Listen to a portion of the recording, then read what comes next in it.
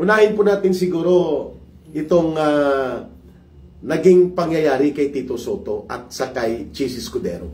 Bakit po nagkaroon ng rigudon at pagpapalit sa mga key positions sa Senado, starting off with the Senate President? Okay. Ang Senate President po, yan ay kapareho din ng Speaker of the House, no? You can only stay in your position as long as you enjoy the numbers of the majority.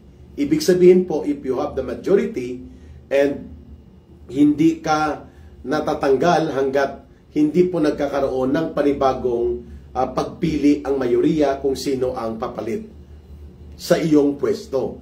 Kaya po, yan ay temporary. Okay?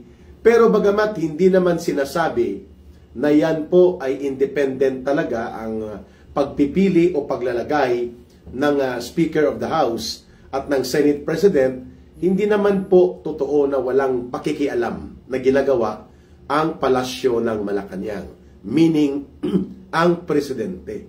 Ang nakita lang natin na hindi masyadong nakialam sa takbo ng mga kaganapan kung sino ang magiging Speaker of the House. Although pinagitnaan niya ito sa panahon po na nagbabangayan sina dating Speaker Alan Peter Cayetano at ganoon din po si Lord Alan Velasco, ay pinagitnaan ito ni Pangulong Duterte. Pero sa Senate presidency po, hindi natin nakita na nakialam si Pangulong Duterte o kaya man nagdidikta. Whereas, by nature ng mga ugnayang political na ito, hindi po maitatanggi sa kasaysayan natin na ang Senate President at ang Speaker of the House na mga posisyon, mayroon pong kadugtong yan na ugnayan kung sino ang minamanok at sino po ang napupusuan o kagustuhan ng nakaupong administrasyon, lalo na ng presidente. Usually yun po ang nangyayari. At yan ay may mga kaugnayan sa kung ano ang agenda sa lehislatura, sa budget, at sa mga batas at programa na gustong itulak ng nakaupong administrasyon sa pangunguna ng incumbent president. So, hindi po katakataka na nang hindi na ipagpatuloy ni Chis Escudero ang unang plano nila Martin Romualdez at nila Marcos na ituloy-tuloy ang pagtanggal sa kapangyarihan bilang Vice Presidente si Vice President Sara Duterte sa pamamagitan ng impeachment mechanism at nang sumambulat ang iskandalo na ayaw mag-cooperate ng mga senador sa pamumuno ni Chis Escudero bilang Senate President at lalo pa nang ito ay kinompirma din at nagkaroon ng affirmative action in favor sa posisyon nila Senate President Chis Escudero na hindi kailangang maituloy ang trial sa impeachment laban kay Vice President Sara Duterte, ay malinaw po na nagkaroon ng hindi magandang ugnayan ang posisyon ni Chis Escudero sa kagustuhan nila Marcos at Romualdez. That's number one reason. Hindi po ito patungkol lamang sa budget deliberation. Hindi po ito patungkol sa pagbibigay ni Chis Escudero at ng mayoriya na grupo niya noon sa posisyon kay Senator Marcoleta upang kalkalin at ihayag ang mga mabibigat na mga revelations sa loob ng Senate Blue Ribbon Committee. That's more than that. The long-term objective of the Marcos Romualdez administration is to remove all political obstacles coming from the Duterte political camp. Kaya nga nila pinadukot si Pangulong Duterte. Kaya po ginawa ang cross-border kidnapping that is also known as extraordinary rendition. Ginamit pa po ang bogus na entity na ICC na bagamat ito po ay wala ng legal stature and standing pagdating po sa atin sa Pilipinas, pinilit po ito nila Marcos para mapatanggal ang physical presence ni Pangulong Duterte na patuloy po na nag-i-enjoy ng malakas na political patronage or political support, and nakikita po nila ni Marcos at Romualdez na talagang may mass base, may hatak sa masa si Pangulong Duterte. Kaya nila ito tinanggal. Okay? Ngayon, may balakid pa po sapagkat anuman ang mangyayari kay Marcos, at kung sakaling siya po ay hindi makapagpapatuloy sa kanyang termino bilang presidente until the end of his term on June 30, 2028, o maliban pa dyan, ang kanilang ambisyon na dapat hindi mawawala ang poder at kapangyarihan sa kanilang kampo habang hindi pa handa si Sandro Marcos by age limitation, ay si Martin Romualdez muna ang upong Pangulo, nang ito ay naging lantad na political ambition that the Marcos and Romualdez do not want anymore to give up on power at gusto nilang itong monopolyohin. Malinaw na ang balakid maliban sa pagpapatapo na nila kay Pangulong Duterte sa ICC illegal detention na ginawa nila at abduction, ay ang pananatili ni Vice President Sara Duterte bilang Vice President. Sapagkat under the Constitution, anuman po ang mangyari kay Marcos bilang presidente at hindi na siya makapagpapatuloy ng kanyang pagiging Pangulo, ang uupo according to the constitutional requirement of transition of power will be the Vice President. Kaya, dyan po tayo mag-take off. Ano po ba ang interest nila? No? Unil TV, may mga bastos na i-remove ko lang. Itong mga nagbabastos na wag na nating patulan, i-remove lang natin. Mga kababayan, itong wait lang Okay. Okay. Wait lang na wala kasi akong kuan wala akong admin, no? Kaya hindi tayo nakapagbuelo. May mga tarantado na pumapasok kasi. So i-remove muna natin siya. Tapos ito i-silent na napuputol tayo, no?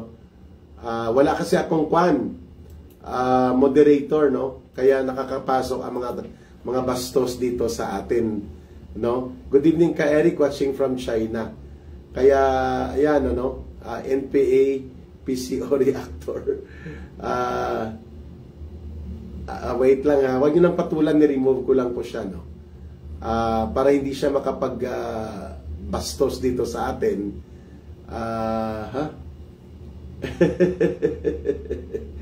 Hindi ko napapansin, no? Mayroon palang mga bastos na pumasok, no? Wait lang Unil TV. Ayaan mo na sa Unil, no? Naputol tuloy ang ating live, no? Yan pong purpose nila, magputulin yung live natin. Pero anyway, thank you din at nandyan kayo. Kasi napapasukan tayo. Dapat may nag-a-admin habang nagla-live si ka Eric, Kaya yan pong nangyayari, no? Anyway, ang pinupunto ko po, ang ambisyon nila Marcos at Romualdez na manatili sa poder lagpas pa sa 2028 o ang kanilang layunin na magmonopolyo ng poder, yan po ang dahilan kung bakit talagang hindi nila pinayagan na tumagal pa si Chis Escudero dyan sa pagiging Senate President. Sapagkat ang layunin talaga nila is tanggalin si Vice President Sara Duterte. Ang pinakamaganda nilang plano sana ay kung na-convict si Sara Duterte sa impeachment court, sapagkat ang accessory penalty niyan, perpetual disqualification from holding public office. Maliban po na matatanggal siya bilang Pangulo o pangalawang Pangulo at hindi na siya magiging banta para pumalit kay Pangulong Marcos Jr., si Sara Duterte po will be prohibited kapag na-convict sa Senado na tumakbo pa o maging bahagi pa ng gobyerno kapag na-convict siya sa Senado by way of the impeachment court conviction. Ayan. So, mga kababayan, malinaw po, Unil TV, wag mo na pong patulan si Michael, no, kasi nagpa-flood na siya, mga kababayan. Anyway, na-remove naman po natin siya. Puntahan ko na lang po yung binabanggit ko kanina, mga kababayan. There will be no opportunity for Marcos and Romualdez to remove the obstacle of Sara Duterte sakali pong nanatili si Chis Escudero doon. At makikita po ninyo ang malisya, no? O yung the malice, the intent in the malice. Si Senator Amy Marcos po, sinasabi niya, nagulat silang lahat na bigla na lang tumunog na at umugong that si Tito Soto ay nakakuha na ng 15 senators backing him up to become the next Senate President.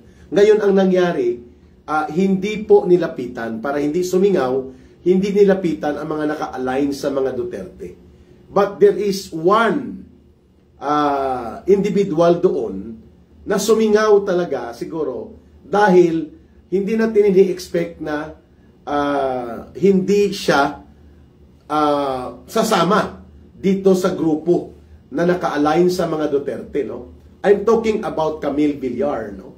Bigla pong pumihit ang hangin, napunta si Camille Villar at si Mark Villar papunta doon kay grupo ni Tito Soto.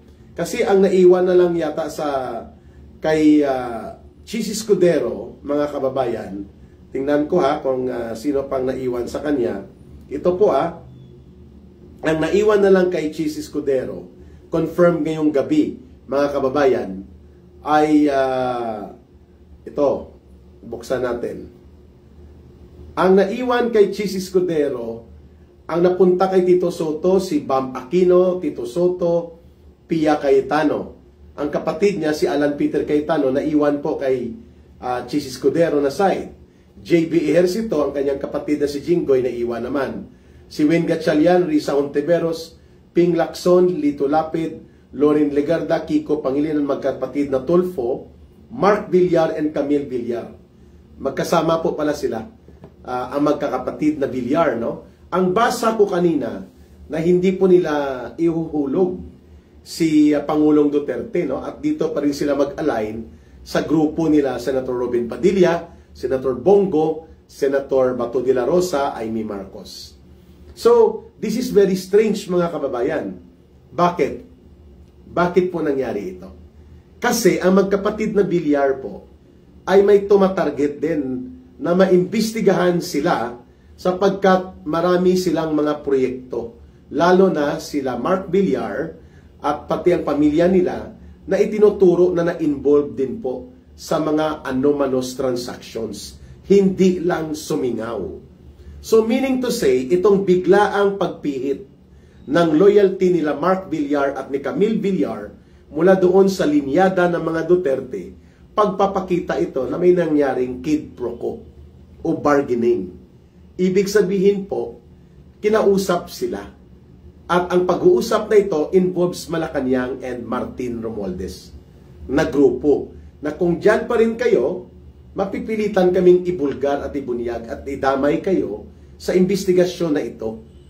Kasi siya ang dating DPWH Secretary sa panahon ni Pangulong Duterte. Hindi sumingaw, pero hindi ibig sabihin na kung hindi sumingaw ay walang alingasaw. Kuha niyo mga kababayan. So ano po ang hold dito kay Camille at kay Mark Villar na biglang pumihit at bumaliktad sila papunta sa kampo ng mga nakalinya sa Malacanang at kina Romualdez at kina Marcos. Sapagkat may mga lumalabas po na mga impormasyon na marami din palang mga involvement sa mga questionable na mga proyekto si Mark Villar at ang kanyang pamilya, ang kanilang pamilya ni Camille Villar, no? At bilang pamamaraan para sila ay magkaroon ng tinatawag na leverage o yung balansi sa kanilang gimmick sa politika, malamang sa malamang po ay ito ang naging bargaining area sa kanila. Itong dalawang ito, mga bilyonaryo po ito, no? Si Mark Villar, si Camille Villar. Hindi tayo maniniwala dito na pera ang gumalaw dito. May mga mabigat na dahilan ito, lalo na nakikita nila na baka sumambulat ang issue tungkol sa kanila at maidadamay sila dito sa pagsambulat ng mga usapin tungkol sa mga anomalya at korupsyon at pangungulimbat sa pundo ng bayan when Mark Villar was Secretary of DPWH, mga kababayan. So yan, isa sa mga nakikita natin dyan na anggulo na kinausap silang magkapatid, dalawa talaga, no? Lorin Legarda, malinaw naman po na ginamit niya lang ang mga Duterte. Ang magkapatid na Tulfo, they have their own agenda. At makita natin, they don't like Marcoleta leading the Senate Blue Ribbon Committee. Kasi nga, nakukuha ni Marcoleta ang initiative at na-out grandstand sila, so to speak, no? Dahil gusto ng dalawa na to palaging mag-grandstanding, no, itong magkapatid na Tulfo.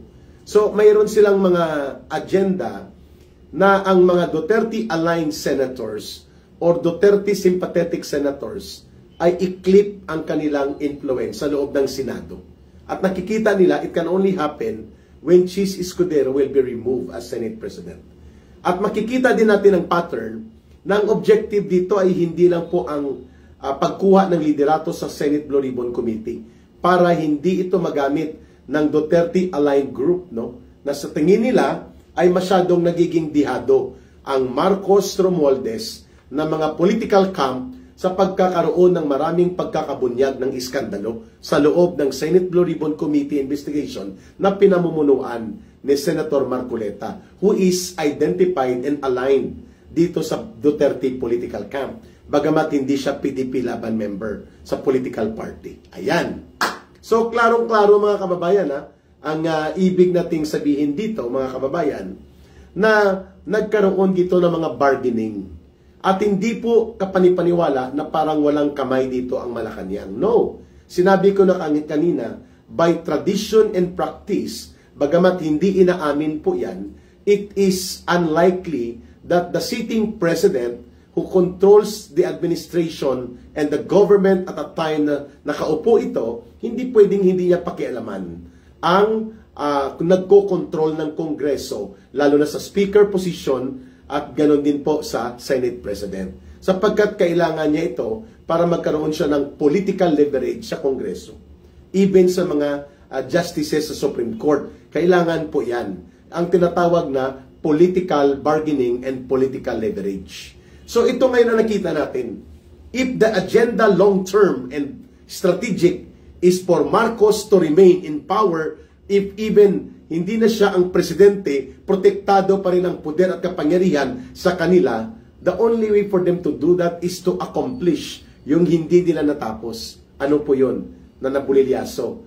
Yung pagpapa-impeach at pagpapa-remove, pagpapa-convict kay Sara Duterte sa pagiging pangalawang Pangulo with accessory penalty na kapag na-convict siya sa impeachment court sa Senado, ay hindi na siya pwedeng makatakbo pa o ma-appoint o maging kandidato pa sa anumang elective position, including ang pagiging presidential candidate for 2028. Ayan.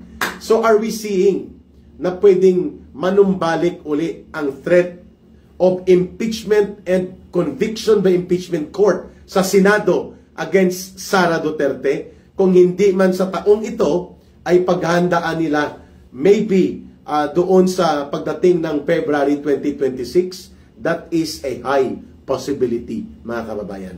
Malaking possibility yan. And with 15 senators right now na nandyan po sa numero nila, they only need to tweak and twist one senator. Makakakuha po sila ng conviction against Sara Duterte.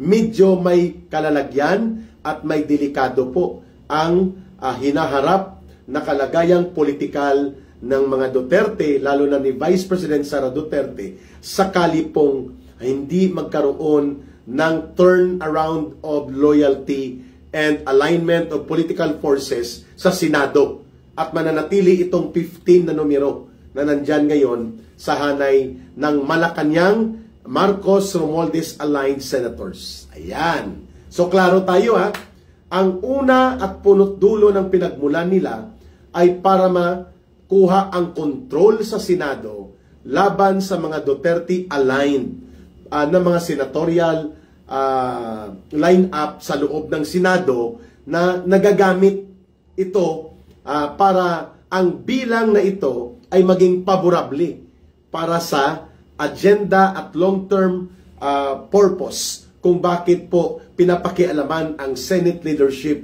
and alignment of political forces sa Senado. Ayun.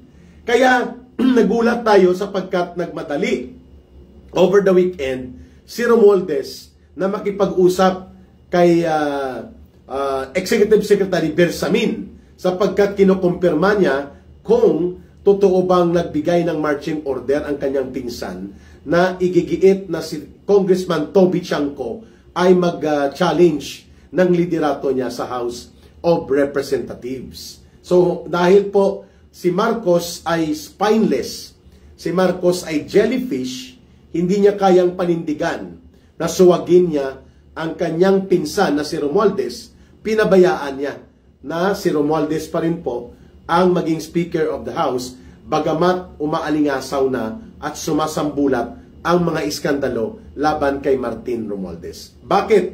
Kasi po, malinaw na may malaking bagahe si Marcos na lumalabas na sa panahon na naging senador ito, ay si Martin Romualdez ang tumulong sa kanilang mag-asawa na malusutan niya ang Napoles scandal na kinabibilangan o kinasasangkutan niya in the amount of 120 million pesos.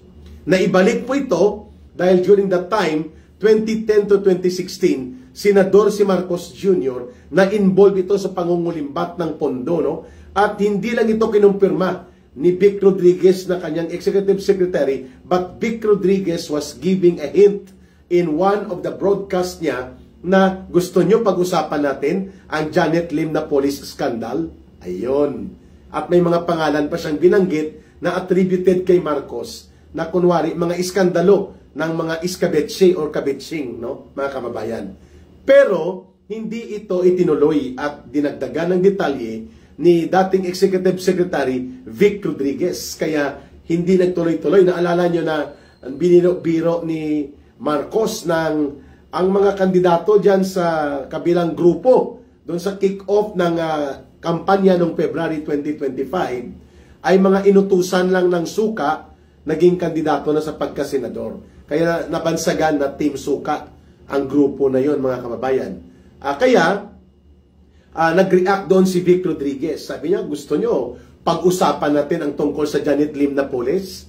Gusto nyo pag-usapan natin itong mga personalidad na ito? May pangalan ng babae pa siyang binanggit, ano?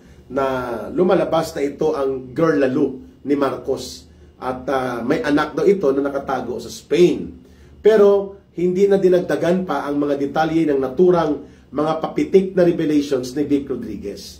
Pero we have received information na totoo na na-involve si Marcos sa Janet Lim na police pork barrel scandal na pinera nila. Diniskartihan, kinulimbat at ginamit ang mga fake NGO, non-government organizations na bogus na ginagamit ni Napoles para maghigop ng mga pundo. Ngayon, nang biglang sumambulat ang iskandalo ng Janet Lim na police, nagmaniobra sila na maibalik po ito. At isa sa nagdiskarte na tumulong dyan ay si Martin Romualdez. Ayon sa mga ulat. Kaya, kasi Marcos was trying to build up his political ambition nang maging senador siya na makakabalik siya sa Malacanang at makukuha nila ang pagiging presidente, which they did, no, in 2022. Kaya, hindi niya mabitaw-bitawan si Martin Romualdez. Hindi dahil mahal na mahal niya itong si Martin Romualdez, kundi sapagkat, mga kababayan, si Martin Romualdez ang isa sa mga nagmaniobra kung bakit si Marcos ay nawala, no, naka-sidestep ang pangalan niya doon po sa Janet Lim na police pork barrel scandal. And most likely, there are a lot of baggage in the past na hawak ni Romualdez kay Marcos. Kaya ganito na lang po niya pinabayaan, kinonsinte, to the point na kinasabwat pa niya ang kanyang pinsan para dambungin, durubuhin at kulimbatin ang kabanang bayan. In spite na ito'y sumasabog na wala siyang nagawa. At sunod-sunuran siya. No? Pati po dito sa nangyaring kudita sa liderato ng Senado, hindi rin po pwede na walang papel dito si Lisa Araneta. At ang kanyang, si Marcos sunod-sunuran spineless, no, jellyfish. Ang jellyfish walang buto, wala ding utak. Grabe ka naman ka, Eric. Jellyfish si Marcos. Ano pang tawag mo sa kanya? Sa kanyang mga ginagawa? Jellyfish. Mga kababayan, ano? So, the removal from power as Senate President of Chis Escudero is tied up principally doon sa power maneuver na kailangan maituloy ang impeachment agenda laban kay Vice President Sara Duterte. And ako naniniwala na ito po ay hindi lamang usaping internal sa Pilipinas. Kung mapapansin po ninyo mga kababayan, si Donald Trump until now ay walang sinasabi o anumang binabanggit patungkol sa lantaran at iskandalusong pagpapadukot kay Pangulong Duterte ng isang bogus entity na International Criminal Court na kinamumuhian at tinutuligsa rin ni Trump yung ICC na yan. No? To the point na pina-freeze order niya ang mga assets at mga bank deposits at pinabanya ang mga ICC judges and prosecutors na pumasok sa angmang teritoryo ng bahagi ng Estados Unidos. But pagdating po sa iskandaluso na ginagawa at ginawa ng ICC at nila Marcos laban kay Pangulong Duterte, Trump was silent. Malinaw tayo dyan, no? Bagamat hinahangaan niya noon si Pangulong Duterte nang nag-abot ang kanilang pagkapangulo dahil sa very decisive political will and law enforcement and anti-criminality, anti-corruption, and anti-terrorism na kampanya ni Pangulong Duterte, medyo biglang nagbago ang pagtingin ni Trump sa kanya, that even during the President Trump's visit to Netherlands, hindi na nabanggit ang tungkol sa illegal na pagkuha ng ICC at pangingialam sa internal na mga political na usapin sa Pilipinas na ginamit ng grupo ng Marcos Romualdez, ang ICC. Bakit? Sapagkat nag-iba po ang briefing at pananaw ni Donald Trump nang makabalik po siya bilang presidente ng Amerika. They view Rodrigo Duterte as an agent of China. And so, as the Duterte administration or any political authority affiliated or associated to the Duterte, ang pagtingin ng Estados Unidos at ni Trump, hindi lang ni Trump kundi ng CIA, ng Central Intelligence Agency, at pati na po ng military industrial complex na nagpapatakbo ng defense and security complex industry ng Amerika, ang mga Duterte ay working and standing for the interest of China. That's their perception. Kaya sa tingin nila, delikado na ang isa pang Duterte ay maging presidente. So what happened and what is happening right now sa mga rigodon ng political events na ito, makikita natin ang kamay ng CIA, ng Central Intelligence Agency at ang tinatawag na Deep State na nangingialam sa internal na political situation ng ating bansa. Because they are looking at the possibility na mag-escalate ang konflikto sa ekonomiya at pangseguridad na aspeto ng bangayan ng Amerika sa China. At dahil dyan, they need a presidency and authority of the president and the government in the Philippines na kaya nilang kontrolin, na kaya nilang sakmalin. At mahirap nilang gawin yan kay Sara Duterte. Yan, mga babantayan natin yan because galawan na po ito na komplikado. Bakit namamayagpag ang mga komunista, ang mga hilaw na komunista, ang dilawan at pinklawan na mga political zombies? At bakit pinabayaan ito ni Marcos lahat mangyari na ang political situation ay parang idinudurog patungo na durugin ng lubusan ang mga Duterte? Sapagkat yan po ay may political orchestration to the interest of the US. The way Donald Trump treats si Duterte at ang nangyayari sa ICC ay nagpapakita po na nag-iba ang kanilang pagtingin kay Pangulong Duterte at sa Duterte government. Kaya malinaw naman po, ang kanilang hakbang ay pakialaman ang politika sa Pilipinas. At isa po dyan, siguruhin na hindi na muling makakabalik ang isa pang Duterte sa kapangyarihan bilang Pangulo ng bansa. Nakakabahala po yan, but we have to speak the truth about that. At si Marcos ay nagsisilbi kasama si Romualdez bilang ahente ng interes ng Amerika upang manatili na ang nakaupong presidente at gobyerno sa Pilipinas ay sumusunod sa kung ano ang gusto at kumpas ng Estados Unidos. Partikular na sa ating relasyon at pakikipag-ugnayan sa bansang China. Ayan. Now you can see the bigger picture on this, mga kababayan.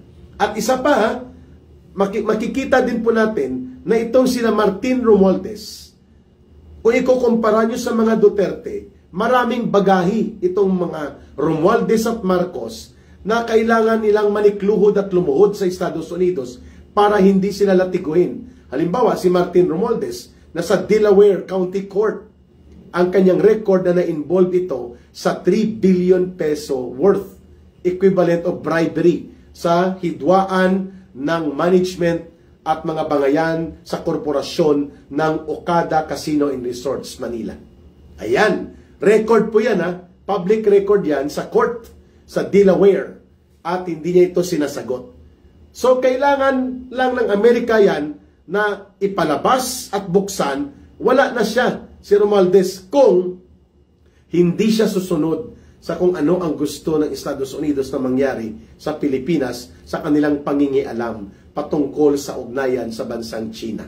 Number 2, si Marcos mismo. Ang dami nilang bagahe sa Amerika na umaabot sa more than $380 million ang utang nila sa pending na tax sa mga properties at yaman na questionable dahil ito ay lumalabas na nakaw na yaman at mga pending na kaso sa Amerika.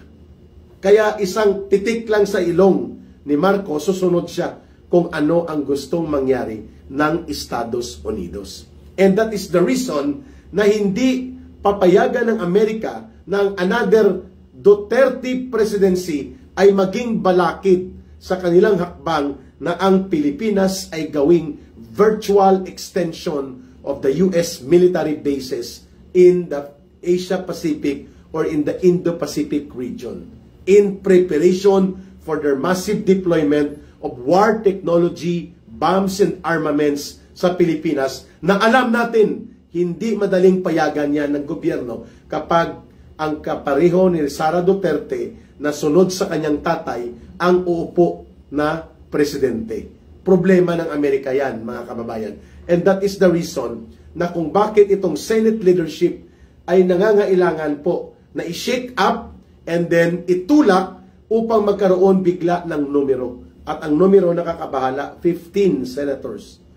Ang pwede po, kulang na lang isa. They need only 1 senator. At kapag nagtuloy-tuloy po ito hanggang sa Pebrero next year, may kalalagyan si Vice President Sara Duterte.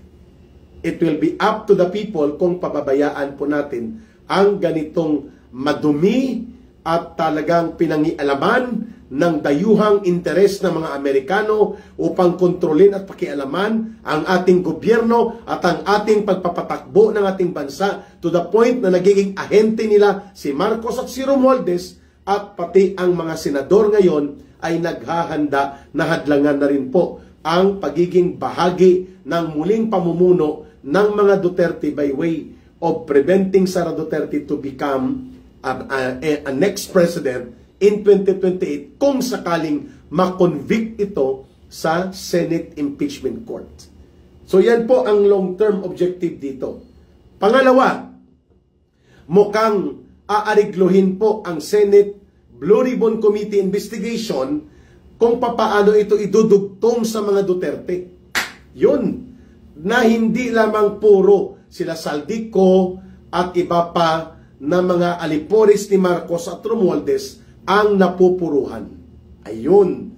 So, naghahanap ngayon ng pamamaraan at sa ilalim po ng isang notorious na senador na itinuturo po na involved sa paggamit ng poder sa mga committee hearing, ang mga witness tampering na sinasabi ng mga ilang witnesses at marami pang mga gawaing hindi ka nais-nais upang magkaroon ng manipulation sa mga committee hearings niya. Siya ngayon ang namumuno ng Senate Blue Ribbon Committee. So what do you expect from that? Ang expect natin, wala nang pinagkaibayan sa magiging kalalabasan ng sarsuela at katawa-tawang comedy na Tri-Com-Quad-Com meeting doon sa Kongreso.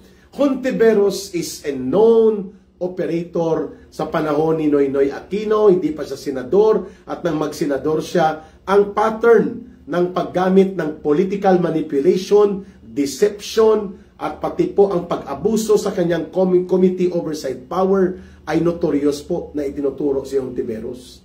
And yet, siya ang pumalit kay Senator Marcoleta, isang abogado. Bagamat hindi naman requirement na abogado ka sa Senate Blue Ribbon Committee, pero mahalaga po na ikaw ay matino at maayos, no? Eh, hindi naman po maayos at matino si Hontiveros. Anong ini-expect mo dyan? Kampi-kampihan. Ayun. At malamang po ang magkapatid na Villar ay hindi matutuloy na sila ay maibubulgar dyan sa loob ng Senate Blue Ribbon Committee. Kaya bumoto sila, no? That's 2 votes. And then, syempre, ang magkapatid na Tulfo, the grandstanding o House of Grandstanding, bumoto rin doon, mga kababayan. Kaya, isa na lang ang kulang at pwede pong magkaroon ng number 16, magic number, na magpapakonvict kay Sara Duterte. Wow!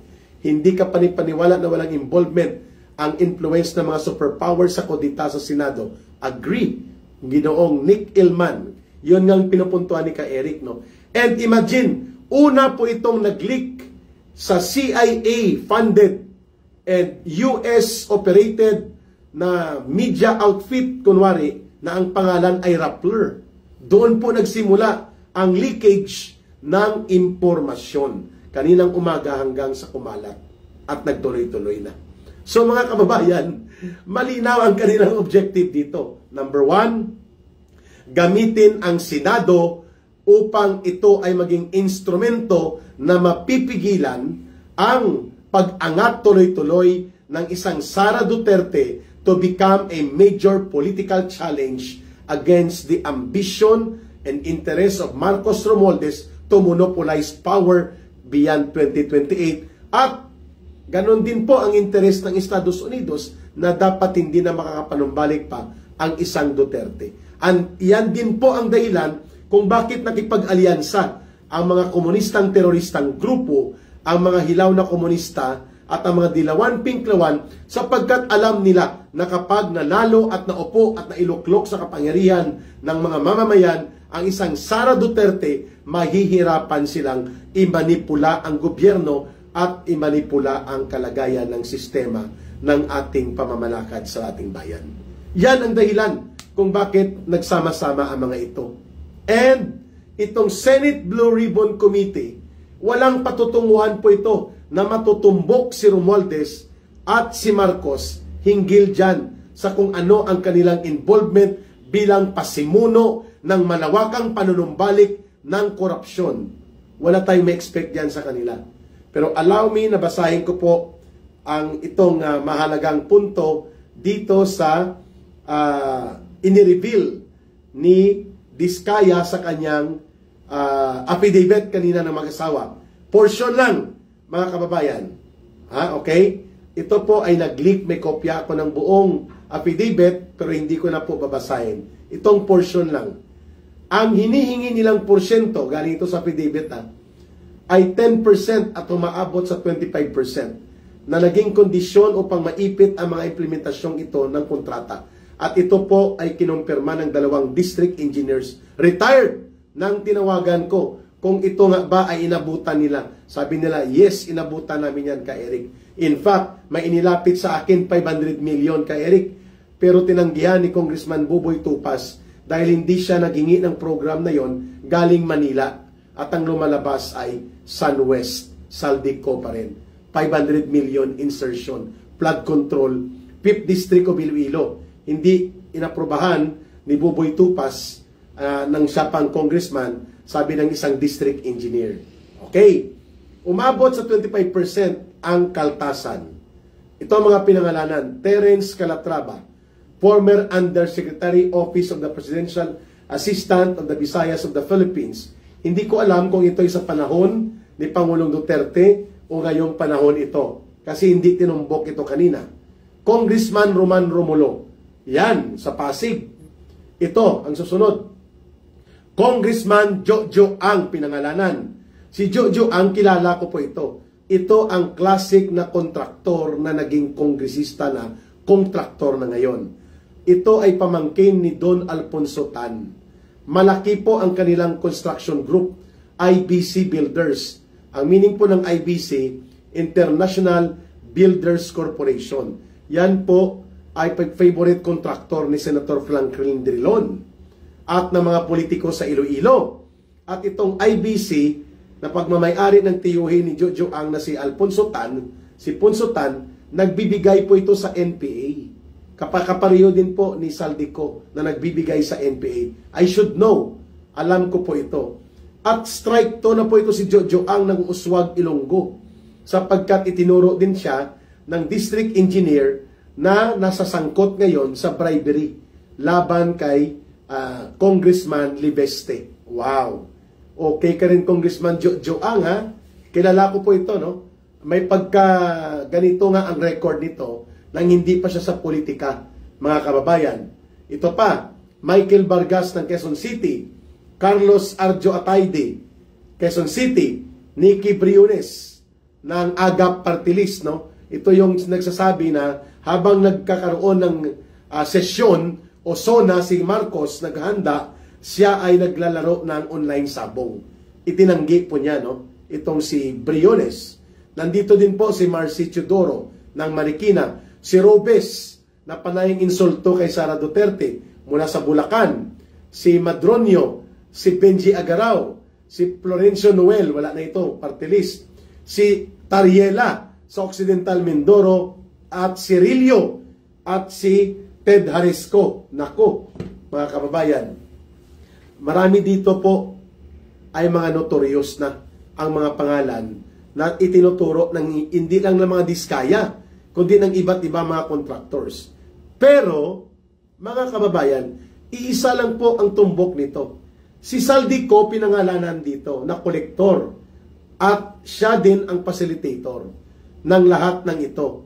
Pero, tinumbok po ni former COMELEC Commissioner Attorney Bing Guanzon na si Saldico ay tauhan lang ni Martin Romualdez. Tama, tumpak. Itong mga kongresista na ito na mga naipangalanan dito sa affidavit o sworn statement ng Diskaya Couple, sila po ay tauhan lang ni Martin Romualdez. Kaya hindi pwede na sila po ang managot lang at absuelto si Martin Romualdez. Yun po ang punto natin, mga kababayan. Kung kaya, malinaw na kung si Marcos ay seryoso at buong puso na nagsisisi sa panunumbalik ng korupsyon, uunahin niya ang pinsan niya at lahat ng napangalanang ito ay ipanawagan dapat ito na magsampa na ng kaso ang mga abogado ng gobyerno at hihabulin ito ng Anti-Money Laundering Council. Mga kababayan, pero wala. No action taken. Ang sabi ng kanyang tagapagtahol na si Claire Castro, well, it does not follow na kung napangalanan ka, ay guilty ka. Wow, talaga. Sa simple lang, ano ang objective ng Diskaya Couple na sa mahigit 300 na mga kongresista, ito ang mga pinangalanan nila? Anong special sa kanila? Kung hindi ito gumawa ng mga transaksyon sa kanila upang ang utos ni Romualdez, lalo na pag unprogrammed. Ibig sabihin po, hindi naka-line item, doon huhugutin ang pundo. 25% mapupunta kina Romualdez, 5% doon sa sponsor congressman. Wow! Mga kababayan, we are looking at the very deep and widespread systematic corruption ang nag-orchestrate si Romualdez at mga tauhan niyang sila Saldico gamit ang mga budget operations na sinisindikato, pero ang nagbigay ng operationalization at legality sa mga sindikato na ito ang pagpipirma ni Marcos ng mga budget bill na isinisubmit sa kanya. At hindi nagkamali si Vice President Sara Duterte nang pinaalalahanan niya si Marcos bago pa magkatuluyang mawasak ang kanilang anumang nalalabipang political unity. Tinumbok na ni Vice President Sara Duterte na si Martin Romualdez at si Saldico ay nagpapasimuno ng malawakang congressional insertions. Binaliwala ni Marcos ito lahat. Kasi nga, may bagahe siya na hindi niya pwedeng suwagin si Martin Romualdez. Kaya ito ngayon sumambulat. At ako ay naniniwala na hindi ito ililista ng mga diskaya na mag-asawa kung hindi ito nangyari, sapagkat sa dinami-dami ng mga kongresista at mga personalidad sa DPWH, bakit tumutugma ito sa iba't ibang mga proyekto na nai-involve din po ang mga personalidad na ito? See? The pattern of preponderance and interconnections sa mga transaksyon na may kasindikatuhan, tumutugma ang naging pagpapahayag ng Diskaya couple. At pangalawa, tumutugma din sa katotohanan na ang lahat ng ito, ng mga katarantaduhan at kagaguhan sa pagnanakaw na ito, hindi man mangyayari yan kung hindi mo i-clear yan kay Martin Romualdez. At sino ang chairperson ng House Committee on Accounts? Doon mo yan i-clear bago ka makakuha ng mga proyekto na yan, lalo na pag unprogrammed budget ang source. Si Yeda Romualdez, na asawa ni Martin Romualdez, ang nagsisilbing gatekeeper ni Romualdez para ang mga proyektong ito na gusto mong palusutin, napunduhan mo at inilusot mo at peperahin mo ay makakalusot. Doon ka dadaan kay Yeda, ang asawa ni Martin Romualdez. So ipapatawag pa ba sila sa Senate Blue Ribbon Committee? Hindi na po, wala na yan. So ito lahat ay babalik din ang pananagutan kay Marcos. Kaya sila nagkudita sa Senado sapagkat i-cover up nila ang real mastermind ng krimen, ng pandarambong at pangungulimbat sa kaban ng bayan. Walang iba, si Martin Romualdez at ang kanyang pinsan na si Marcos. Wow! Mga kababayan, kaya po nanumbalik ang tuloy-tuloy na pangungurakot. Mantakin mo itong a certain Bryce Hernandez. Nagulat ako kanina, nakita ko ang video niya. Kaya niyang magpatalo. Akala ko, kwentong kutsero lang. 25 million pesos isang sesyon ng pagsusugal sa Okada, Manila. And in many instances, the records forwarded to Senator Marcoleta nang binabanggit niya, on the average, 15 to 20 million pesos ang pinapatalo niya sa isa o dalawang beses sa isang buwan. My goodness. Mga kababayan, yan po ay district level lang na engineer at nagkaturuan sila. Lumalabas tuloy na grabe ang pundong nawawala. Kaya sa 1.2 trillion pesos na pinalusot ni Marcos at Romualdez na mga flood control projects, tumutugma din po ang pagkukulang sa pundo ng 700 billion pesos. My goodness, 700 billion ang nawawala sa flood control. Hindi pa pinag-usapan ang Maharlika Diskarte Fund na hindi na rin makita ngayon. Wala ring updates. At ang pinag-uusapan, 500 billion. Mga kababayan, yan ay nanggaling sa Land Bank, nanggaling sa DBP, Development Bank of the Philippines, sa Central Bank. Walang update, walang report. 500 billion pesos. Isa pa, 129 billion pesos, 25,000 kilograms ng gold reserve. Hindi rin po may pakita. Saan ito ginamit? Saan napunta? Never nating ma-expect na with the kind of Hontiveros and Tito Soto ganging up on the control of key positions in the Senate, mabubuksan pa natin ang ganitong antas ng mga malawakang investigasyon na may katuturan at may direksyon. Wala. Wala na tayong makukuha dyan, mga kababayan. Ano mangyari kay Eric? Wala na ba tayong pag-asa? Sabi ni Chelo Garcia. Mayroon pa, mamang. Magigising ito ang mga taong bayan. No? Magigising po ang mga mamamayan.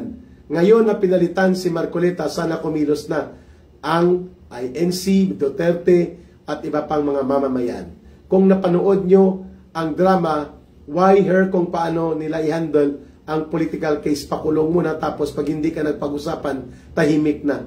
Opo, Hontiveros is a political operator and manipulator. Kaya siya inilagay dyan sa Senate Blue Ribbon Committee. Alam na. Pero hindi natin ito tatantanan. Hindi tayo titigil dito mga kababayan. At bukas may mga revelation si Ka Eric. May inaantay akong papasok ng mga mensahe pagkatapos ng live stream natin. Iisa lang po ang ating dapat tandaan dito. Taong bayan pa rin po ang hahatol sa kanila at the end of the day. We can only catalyze, we can only discuss, we can only spread the information, we can only contribute to the opening up of the mind of the people to have yung tinatawag na kolektibong pagkilos, sama-samang pagkilos, at ang kanilang desisyon na magkaisa upang baguhin ang nabubulok na sistema ng gobyerno sa ilalim ng magpinsang Marcos, Romualdez, Lisa, Araneta. But we cannot impose on them. Ngayon may nananawagan dito na sa Saturday daw magtipon-tipon sa EDSA Shrine. We hope na pupunta ang maraming tao. Kami naman, magkakaroon din kami ng Black Friday protest, 5 p.m. September 12. Diyan pa rin po along EDSA Ortigas. Para magpakita tayo ng ating boses at paninindigan na hindi tayo pwedeng manahimik sa ganitong malubha na kalagayan ng ating bayan.